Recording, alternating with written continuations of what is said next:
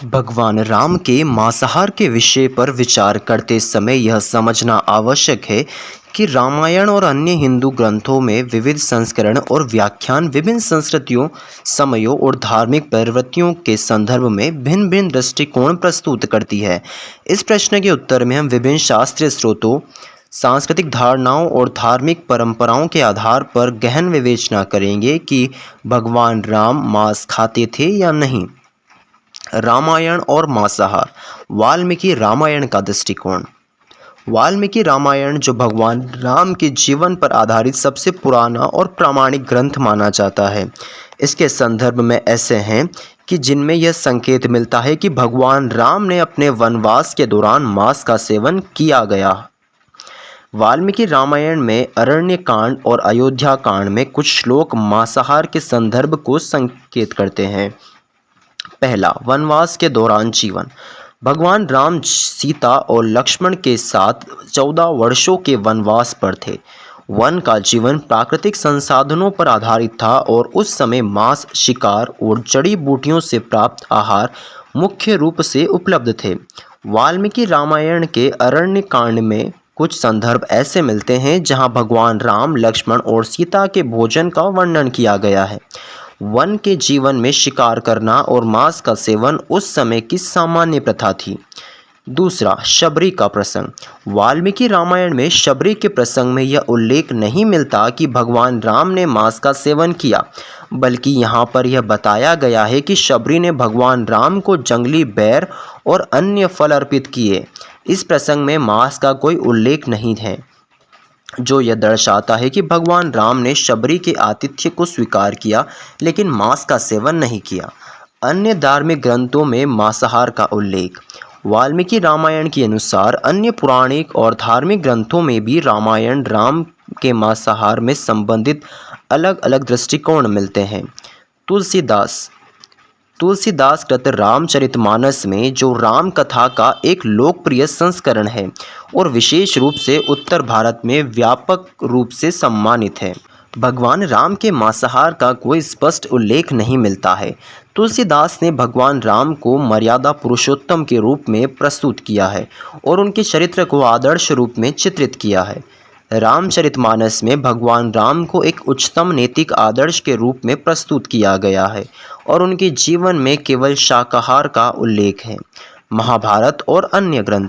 महाभारत और अन्य धार्मिक ग्रंथों में भी रामायण के कुछ हिस्सों का उल्लेख मिलता है, लेकिन वहाँ पर भी भगवान राम के मांसाहार के संबंध में स्पष्ट प्रमाण नहीं मिलता है। महाभारत में रामायण के कुछ प्रसंगों को संक्षिप्त में बताया गया है, लेकिन मांसाहार के संदर्भ में भी कुछ उल्लेखनीय नहीं है। धर्मशास्त्र और मांसाहार। हिंदू धर्म के धर्मशास्त्रों में मांसाहार को लेकर विभिन्न मतभेद है। प्राचीन काल में वैदिक समाज में मांसाहार की स्वीकृति थी, विशेषकर यज्ञों और बलियों के दौरान, लेकिन समय के साथ विशेषकर उत्तर वैदिक काल और उपनिषद काल में शाकाहार को अधिक प्राथमिकता दी गई और इसे उच्च नैतिकता और आध्यात्मिकता के प्रतीक के रूप में देखा गया। वैदिक समाज। वैदिक काल में मांसाहार एक सामान्य प्रथा थी, विशेषकर यज्ञों और बलियों के दौरान। कई वैदिक यज्ञों में पशु बलि का उल्लेख मिलता है और इसे देवताओं को प्रसन्न करने का एक माध्यम माना जाता है, लेकिन वैदिक काल के बाद उपनिषद काल और बाद में धर्मशास्त्रों में शाकाहार को अधिक महत्व दिया गया और मांसाहार को छोड़ने की सलाह दी गई। मनुस्मृति।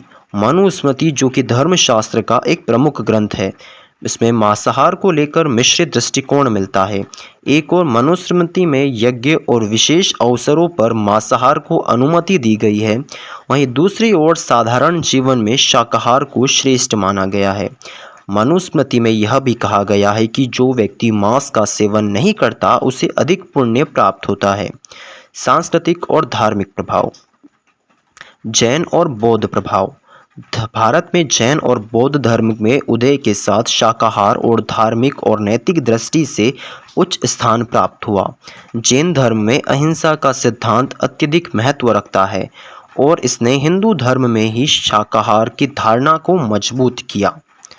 भगवान राम, जिन्हें हिंदू धर्म में आदर्श पुरुष के रूप में देखा जाता है, उनके जीवन के आदर्श रूप को प्रस्तुत करने में शाकाहार को अधिक प्राथमिकता दी गई है। भक्ति आंदोलन के समय विशेषकर उत्तर और मध्य भारत में भगवान राम के जीवन का आदर्श रूप अधिक प्रचलित हुआ। इस दौरान तुलसीदास जैसे भक्त कवियों ने भगवान राम को आदर्श चरित्र के रूप में प्रस्तुत किया और उनके मांसाहार का कोई उल्लेख नहीं किया।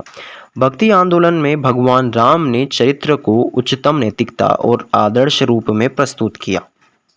वर्तमान समय में भगवान राम का मांसाहार के रूप में संदर्भ के रूप में विवाद। शाकाहार बनाम मांसाहार। वर्तमान समय में भगवान राम के मांसाहार के प्रश्न पर शाकाहार और मांसाहार के बीच एक नैतिक और धार्मिक विवाद उत्पन्न हो सकता है। कुछ लोग भगवान राम को शाकाहारी मानते हैं, जबकि कुछ लोग वाल्मीकि रामायण के संदर्भों के आधार पर उन्हें मांसाहारी मानते हैं। यह विवाद मुख्य रूप से विभिन्न धार्मिक और सांस्कृतिक समूहों की धारणा पर आधारित है। धार्मिक और सांस्कृतिक पहचान। भगवान राम की कथा को लेकर शाकाहार और मांसाहार की वजह आज भी जारी है। यह बहस धार्मिक और सांस्कृतिक पहचान का प्रतीक बन गई है।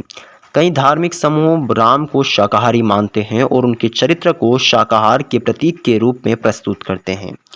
वहीं कुछ लोग वाल्मीकि रामायण के संदर्भों का हवाला देकर भगवान राम के मांसाहार की संभावना को स्वीकारते हैं।